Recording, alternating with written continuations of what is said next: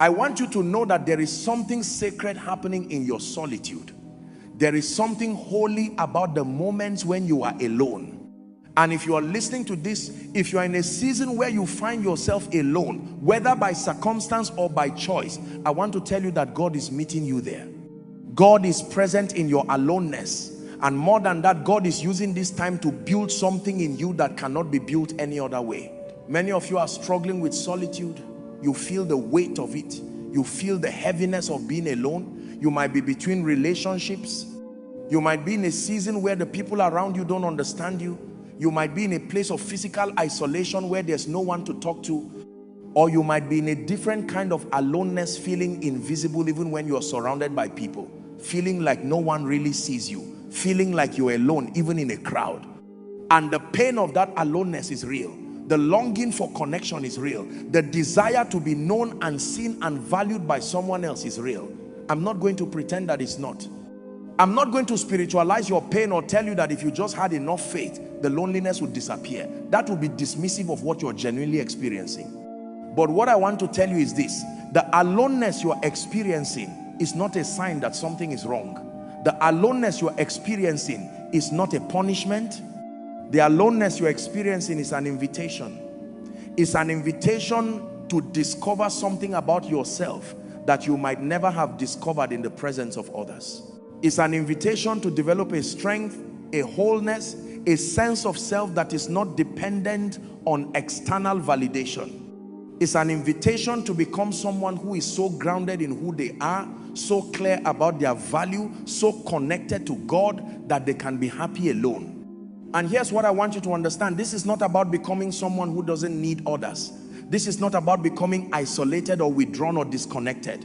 This is about becoming someone so whole within themselves that their relationships become a choice rather than a need. This is about becoming someone so secure in their own identity that they can be generous in relationships without losing themselves.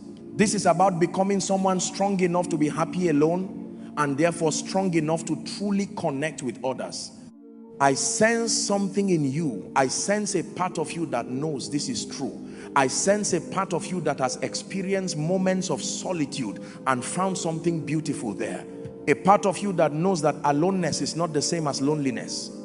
A part of you that understands that there is a difference between being alone and being lonely, and that one can lead to wholeness while the other leads to despair. What I want to offer you today is not a solution to your aloneness. What I want to offer you is a reframing of what your aloneness means. What I want to offer you is the understanding that the solitude you are experiencing right now is actually preparation, is actually formation, is actually God building something in you that will serve you for the rest of your life. So I invite you to stay with me. I invite you to hear me out. I invite you to consider that this season of aloneness, rather than being something to escape, might be something to lean into, something to learn from, something that becomes a gift rather than a curse.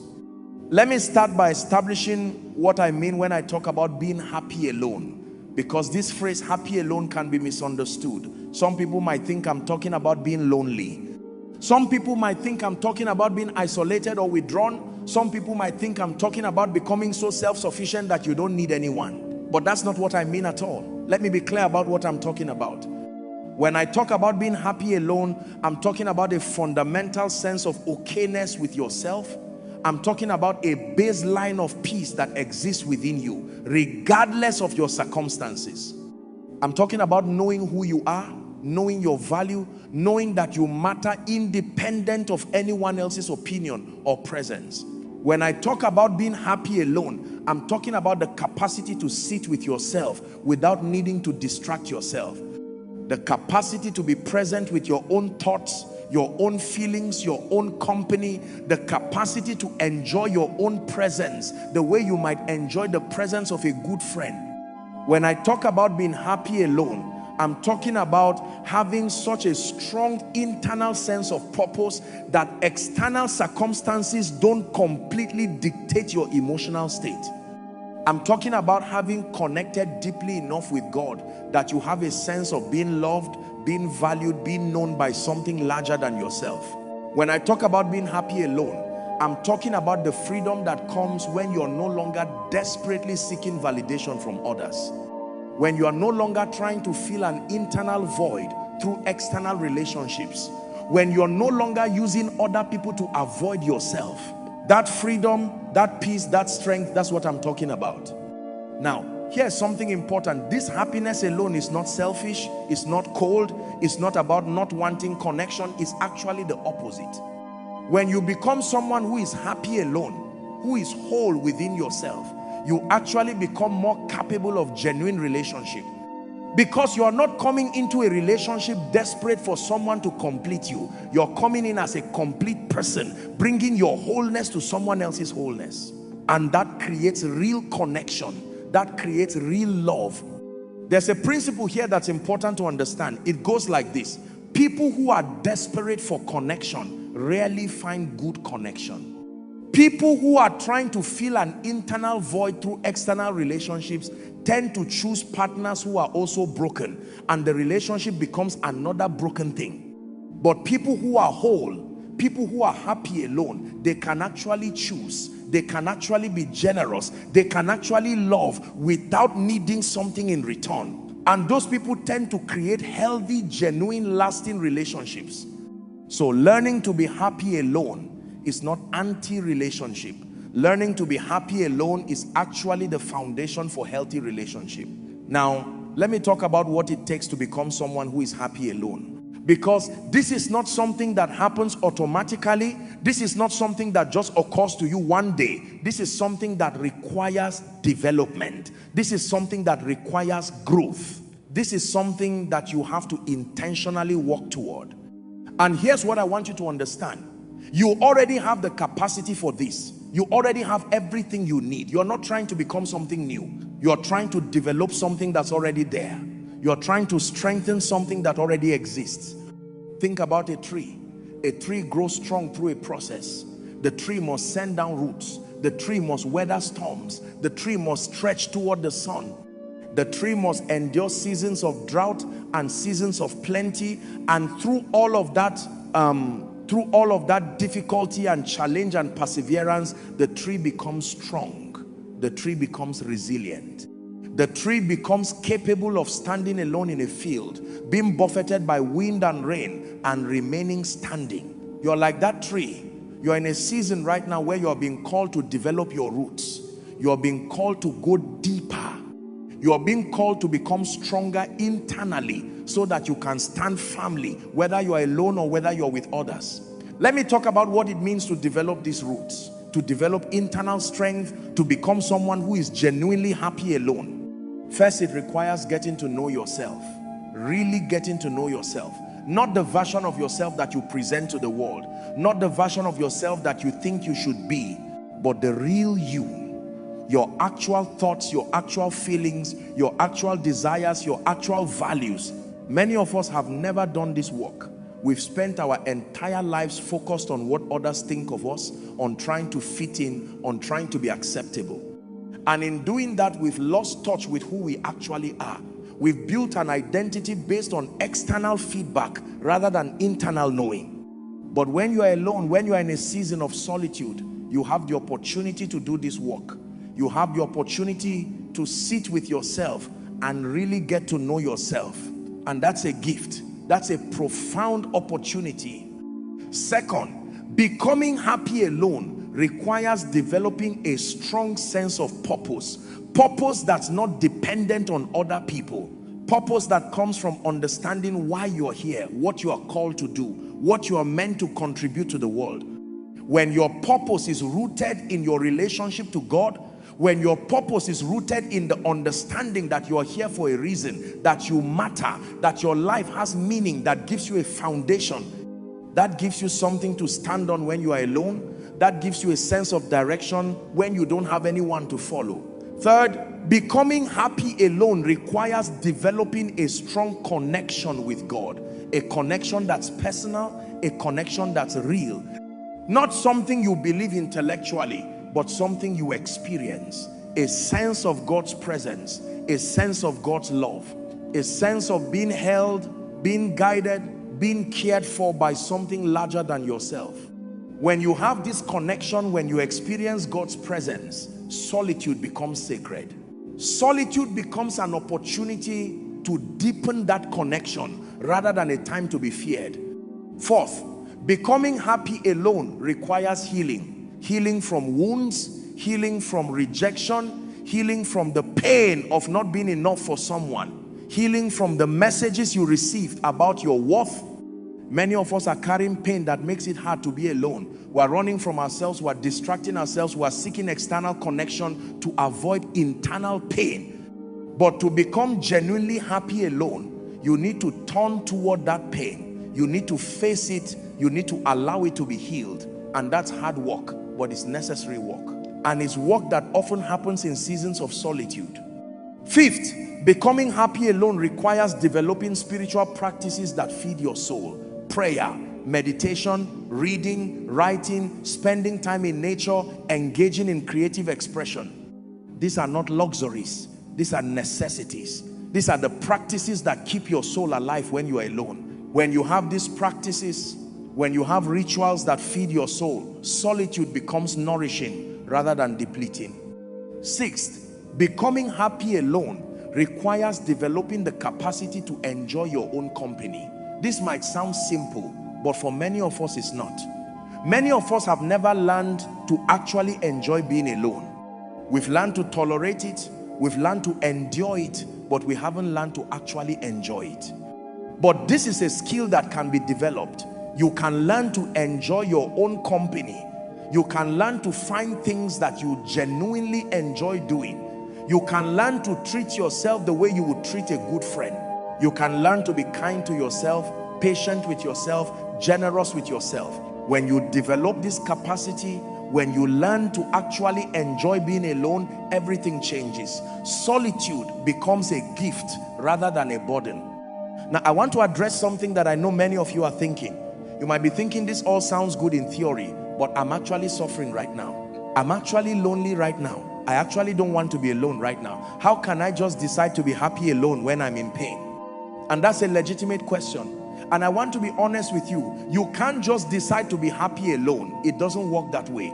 This is not something that happens through force or willpower. This is something that unfolds gradually over time through the work of developing yourself. But here's what I want you to know. The pain you're experiencing right now is not wasted. The loneliness you're feeling right now is not meaningless. This season has a purpose. And if you can surrender to the process, if you can stay present with what's happening, if you can allow God to work in you during this season, you will emerge stronger, you will emerge whole, you will emerge capable of being happy alone. And that doesn't mean the pain disappears immediately. It doesn't mean you stop wanting connection. It doesn't mean you become someone who prefers solitude to relationship. It just means that gradually, as you do the work, as you develop yourself, as you connect with God, as you heal, the quality of your aloneness changes. The pain becomes less sharp. The loneliness becomes less desperate. And slowly something shifts. Solitude becomes tolerable. Then it becomes okay. Then it becomes peaceful. And eventually it becomes a gift. This is the journey. This is what I'm inviting you into. Now let me ground this in scripture, because this is not just my idea. This is rooted in the deepest truths about how God has designed us and what he's calling us toward. Psalm 42 to 5 to 6 NKJV. Why are you cast down, O my soul? And why are you disquieted within me? Hope in God, for I shall yet praise him for the help of his countenance.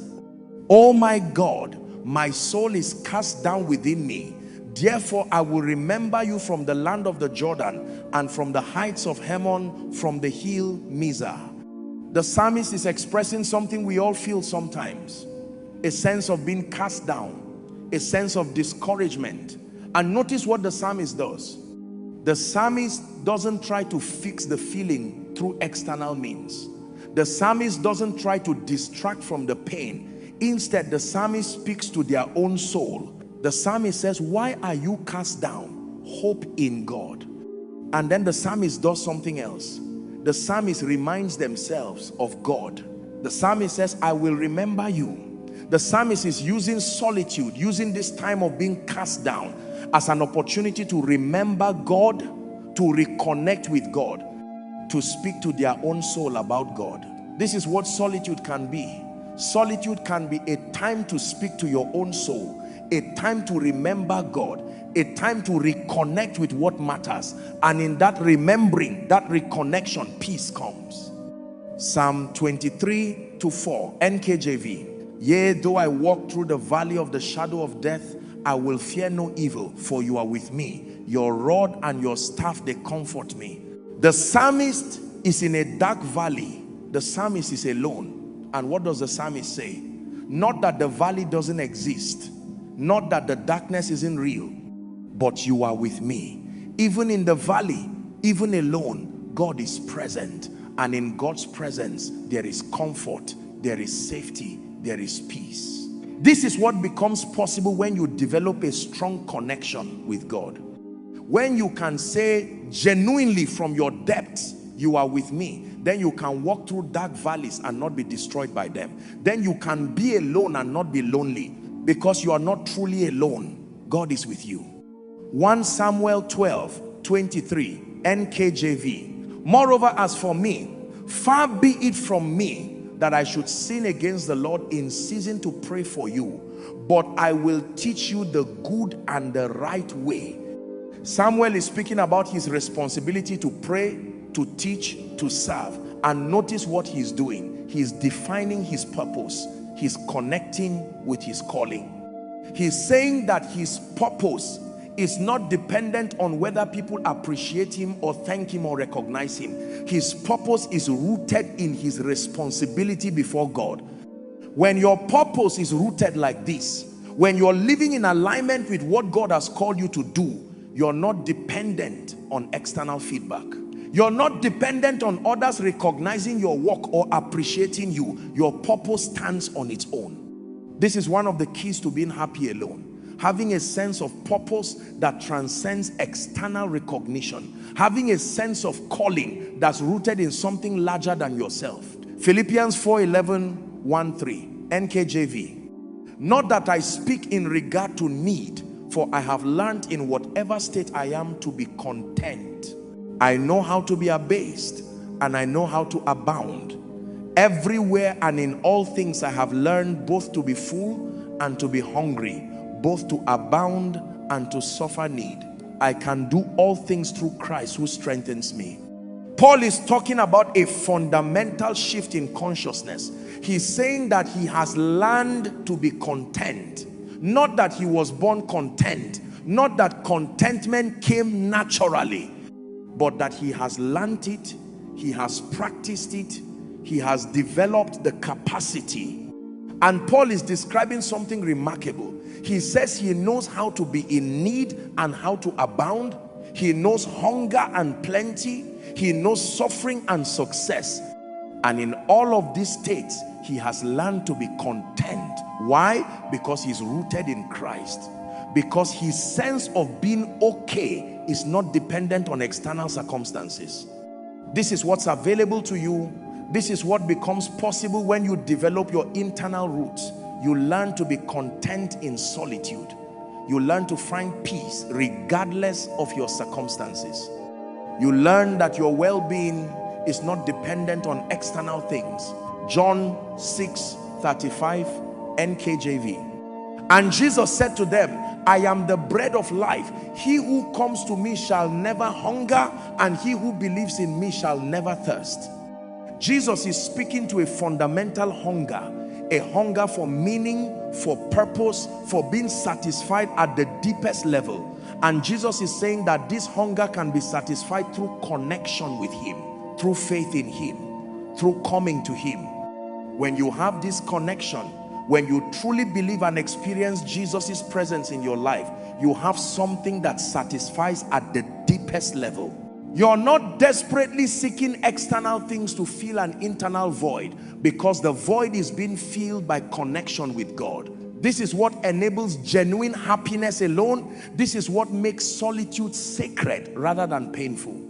Psalm 27:4, NKJV. One thing I have desired of the Lord, that will I seek, that I may dwell in the house of the Lord all the days of my life, to behold the beauty of the Lord and to inquire in his temple.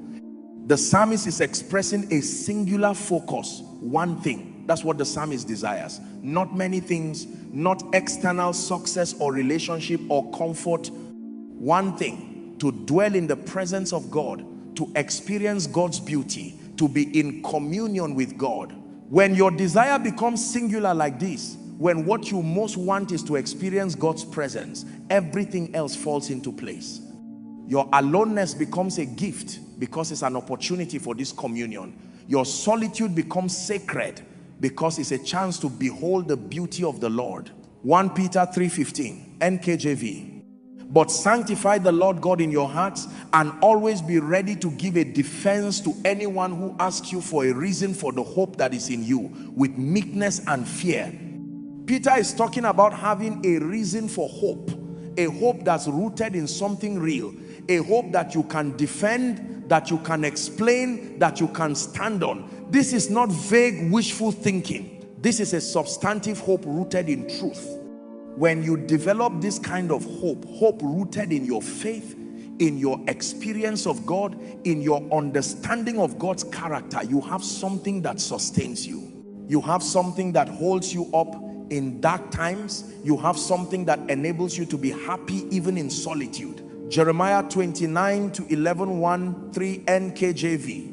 For I know the thoughts that I think toward you, says the Lord, thoughts of peace and not of evil, to give you a future and a hope. Then you will call upon me and go and pray to me, and I will listen to you, and you will seek me and find me when you search for me with all your heart. God is promising that his thoughts toward you are good, that he has a future and a hope for you.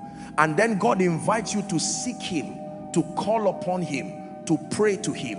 And God promises that when you do, when you seek with your whole heart, you will find him. This is the process of becoming happy alone, is seeking God, is opening yourself to God's presence, is allowing yourself to be found by God. And in that process, you discover that you are not alone. You discover that God is present. You discover that you are known and loved and valued. Now, let me speak directly to the specific struggles you're facing in your solitude. Many of you are struggling with the feeling that something is wrong with you. You feel like if you were good enough, if you were attractive enough, if you were interesting enough, you wouldn't be alone. You feel like your aloneness is evidence of your inadequacy, and you are carrying shame about this. And I want to gently challenge this belief. The belief that if something were right with you, you wouldn't be alone. This belief is not true. There are people who are loved, who are attractive, who are interesting, who are alone. And there are people who are deeply flawed, who are in relationships.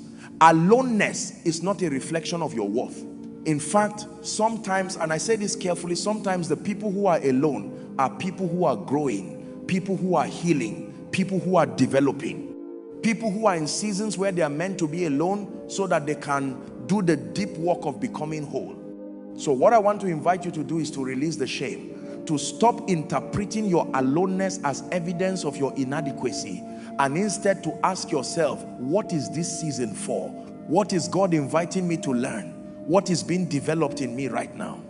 Many of you are struggling with the fear that you'll always be alone, that this is just who you are now, that you'll never have connection, that you'll spend the rest of your life like this. And that fear is paralyzing. It makes it hard to even try. It makes solitude feel like a prison rather than a season. And what I want to tell you is this: you don't know the future. What feels like a permanent condition right now is actually a season. Seasons change. And more importantly, as you develop yourself, as you grow, as you become whole, the quality of your solitude changes and your capacity for connection changes. The future is not written. Your life is not set. You're in the middle of a story that's still being written. But here's the key. The future is not something you just wait for. The future is created by what you do now. If you use this season of solitude to develop yourself, to heal, to grow, to connect with God, that creates a foundation for a different future. But if you use this season to despair, to shut down, to run from yourself, that creates a different kind of future. So the question is, what are you going to do with this season? Are you going to resist it and resent it, or are you going to surrender to it and learn from it? Many of you are struggling with the desire for connection being so strong that it's hard to let go of. You're thinking about people who have rejected you. You're thinking about what might have been. You're carrying hope for connections that may never happen. And that hope is keeping you stuck. It's keeping you from fully embracing the season you are actually in. And what I want to tell you is this: it's okay to grieve. It's okay to feel the loss of connections that didn't happen. It's okay to acknowledge that you wanted something that you didn't get. But you can't live in that grief forever. You can't use the hope for something that might never happen as a way to avoid the present. At some point, you have to let go. You have to say, this is the season I'm in. This is where I am. I'm not going to waste this season wishing I was somewhere else. I'm going to be here fully and see what this season has to teach me. When you make that shift, when you move from resistance to acceptance, everything changes. The season that felt like punishment becomes a gift. The solitude that felt like loss becomes an opportunity. Many of you are struggling with shame about being alone. You feel like there's something wrong with you for not having a partner, for not having a normal life, for being different from the people around you who are coupled up and seem happy. And you are isolating more because of the shame. You're not reaching out to friends because you feel like a failure. You're withdrawing because you are embarrassed. And I want to tell you something important. There is no shame in being alone. There is no shame in your current season. The narrative that says everyone should be coupled, that being alone is failure, that you are not living a full life if you don't have a romantic partner, that narrative is a lie. It's a cultural narrative, not a truth. The truth is that there are many different ways to live a full life. Some people are meant to be in partnerships. Some people are meant to be single. Some people are in one kind of relationship and others are in another. There's no hierarchy. There's no better or worse. There's just different paths. And right now, your path is solitude, and that's okay. That's not failure. That's just where you are. And you can live a full, rich, beautiful, meaningful life right now in this season alone. I want to talk now about something deeper. I want to talk about the invitation that solitude is offering you, because I genuinely believe that if you are in a season of solitude, if you are experiencing aloneness, there's a reason. There's something you need to learn. There's something you need to develop. There's something you need to heal. Think about it this way. Throughout human history, throughout all spiritual traditions, solitude has been used as a tool for growth. Monks go into solitude to deepen their spiritual practice. Artists go into solitude to access creativity. Mystics go into solitude to encounter God. Philosophers go into solitude to think deeply. Solitude has always been recognized as a powerful place for transformation. So what if your solitude right now is an invitation to transform? What if the loneliness you're feeling is actually a call towards something deeper? What if you're being invited not to just endure this season, but to use it intentionally to become someone new? Here's what I want to invite you to do in your solitude. I want to invite you to get to know yourself. Really get to know yourself. Not the version of yourself you show to the world. Not the version of yourself you think you should be, but the real you. Sit with yourself. Ask yourself questions. What do you actually enjoy? What brings you alive? What makes you feel like yourself? What do you believe? What matters to you? What are you afraid of? What do you long for? What have you never told anyone? These questions matter, and you need to ask them of yourself. You need to listen to your own answers. You need to know yourself, because you can't be happy alone if you don't know yourself. You'll just be avoiding yourself. You'll just be running from yourself. But when you get to know yourself, when you develop a real relationship with yourself, when you can sit with yourself and enjoy your own company, that's the foundation for happiness alone. I want to invite you to develop a strong spiritual practice. Use this time to pray, to meditate, to read scripture, to spend time in nature, to do whatever draws you toward connection with God. Don't just endure the solitude. Use it. Make it sacred. Turn it into an opportunity for deeper connection with God. Because here's what happens when you do this. When you create a spiritual practice and you stick with it, When you consistently show up and open yourself to God's presence, you begin to experience God in a way you never have before. You begin to feel held. You begin to feel guided. You begin to feel loved. And in that experience, loneliness transforms. It becomes something different. It becomes a gift.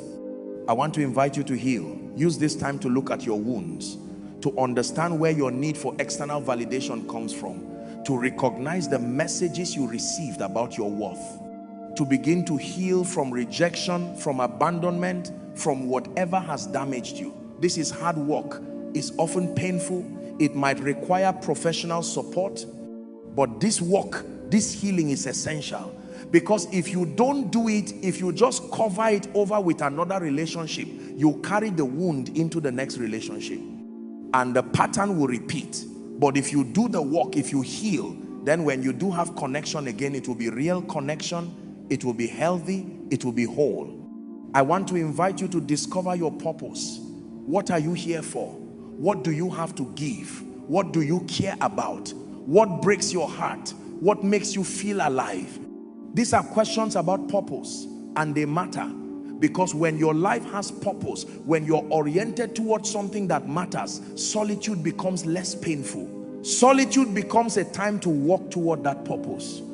I want to invite you to develop yourself. Read, learn, grow, take care of your body, work on your character, develop your skills, become someone better than you were before, not to attract someone else, but for your own sake.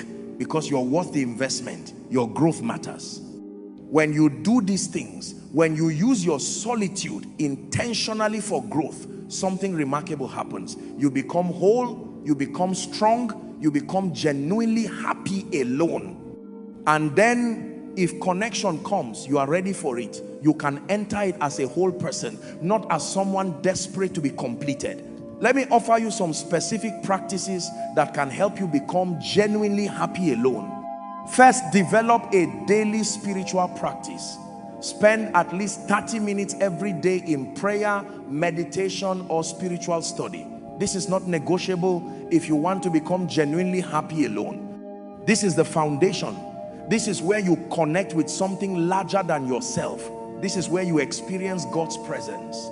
Second, journal. Write about your feelings, your thoughts, your experiences. Write letters to yourself. Write about what you're learning.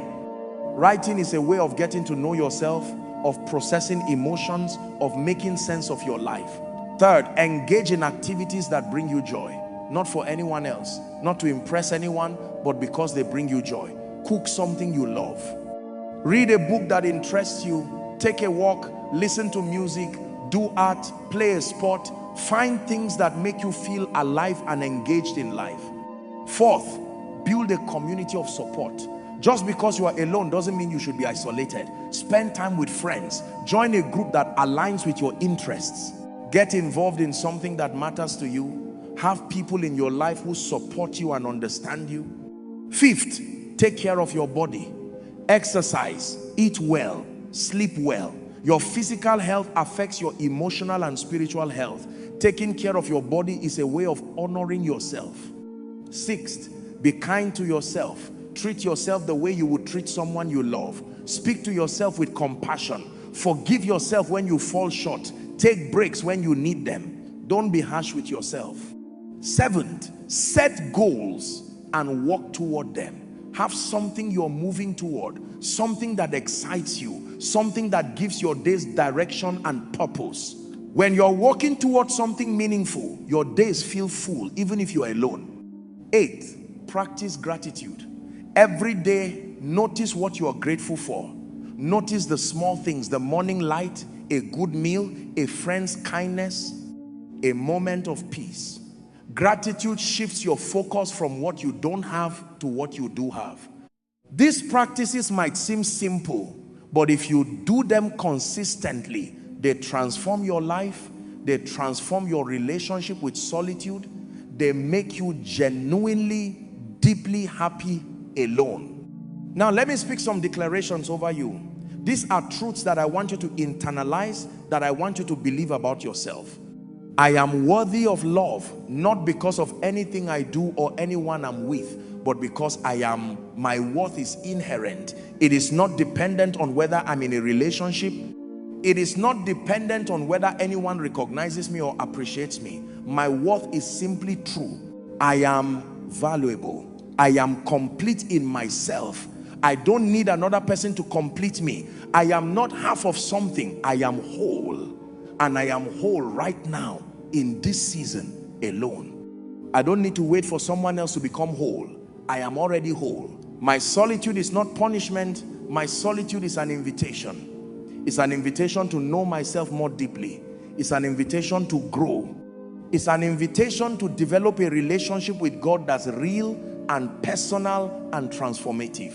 I embrace this invitation. I am developing the capacity to be genuinely happy alone. Every day, as I practice the disciplines of prayer, of knowing myself, of caring for myself, of connecting with God, I'm becoming someone stronger, someone more whole, someone more capable of genuine happiness regardless of my circumstances. I am not afraid of this season. Yes, there are hard moments. Yes, there is loneliness, but I am choosing to lean into this season rather than resist it. I am choosing to learn from it rather than just endure it. I am choosing to let it shape me in positive ways. My life has purpose. My life has meaning. I am here for a reason. My presence matters. My gifts matter. My contribution matters. And I don't need anyone else to tell me this for it to be true. I am learning to enjoy my own company. I am learning to be kind to myself. I am learning to treat myself with the respect and tenderness I would treat someone I love. I am becoming someone I genuinely enjoy being around. God is with me. Even in my solitude, I am not alone. God knows me. God values me. God has a plan for me. God is working in me during this season. I am held. I am loved. I am cared for. My solitude is temporary, but what I'm learning is eternal. My circumstances may change. I may enter into relationships in the future, but the growth I'm experiencing now, the wholeness I'm developing, the strength I'm building, the connection with God I'm deepening, these things are permanent. These things will serve me forever.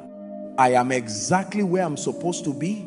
I am learning exactly what I need to learn. I am becoming exactly who I need to become. I trust the process. I trust God. I trust my journey. Let me close with a prayer for you. A prayer that you can hold on to as you move through this season of solitude. Father, I come before you in my solitude. I acknowledge that this is a season of my life, and I ask for grace to be present with it. Help me to stop resisting this time. Help me to stop wishing I was somewhere else. Help me to be here fully and to learn what this season has to teach me. I ask you to deepen my sense of your presence. Help me to experience, not just believe, but actually feel that you are with me. Help me to know that I am never truly alone because you are always present. Help me to find comfort and peace in your presence. Help me to know myself more deeply. Help me to understand who I really am beneath the masks, beneath the conditioning, beneath the expectations of others. Help me to develop a genuine relationship with myself. Help me to like myself. Help me to enjoy my own company. Heal the places in me that have been wounded. Heal the places that make me desperate for external validation. Heal the places that make me feel like I'm not enough. Replace those wounds with your love. Replace that desperation with peace. Replace that doubt with knowing that I am valued, that I matter, that I am enough. Help me to discover or rediscover my purpose. Help me to understand what I'm here for. Help me to feel alive in my purpose. Help me to move toward it with intention and clarity. Give my days direction. Give my life meaning. Help me to develop spiritual practices that nourish my soul. Help me to be faithful in prayer. Help me to be consistent in my connection with you. Help me to use this season to deepen my faith in profound ways. And help me to trust. Help me to trust that this season has purpose. Help me to trust that I'm being shaped by this time alone. Help me to trust that the loneliness is temporary, but the growth is permanent. Help me to trust you. Help me to trust myself. Help me to trust my life. Most of all, help me to become genuinely happy alone. Not because I don't want connection, but because I'm complete in you. Help me to develop such a strong sense of wholeness that my life is full and rich and beautiful even when I'm alone. Thank you for this season. Thank you for meeting me here. Thank you for being present in my solitude. Thank you for what you're building in me. Amen. As you move forward from here, as you return to your life, I want you to remember something. Your solitude is not a curse. It's not a punishment. It's not evidence that something is wrong with you.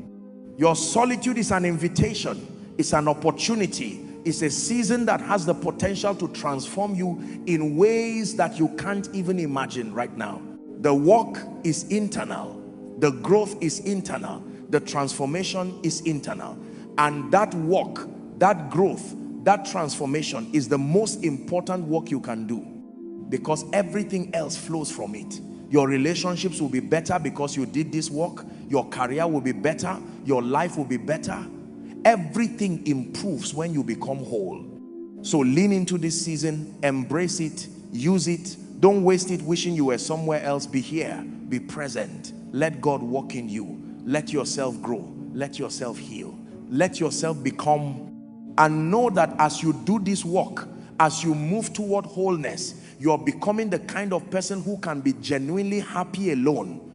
And that person, that whole person, that person rooted in God and in themselves, that person is capable of anything. That person can love deeply. That person can contribute meaningfully. That person can live a life that matters. This is the promise. This is the invitation. This is the journey you are on. Trust it, walk it, become. The strength you're developing right now in this season, in this solitude, it will serve you forever. It will hold you up through every season to come. It will be the foundation of genuine happiness, whether you are alone or whether you're with others. So grow strong, become whole, become genuinely happy alone, and then everything else, all the connections that are meant for you, all the purposes you are meant to fulfill, all the life you are meant to live will flow from that wholeness. You are capable of this. I believe in you. God believes in you. Trust the journey.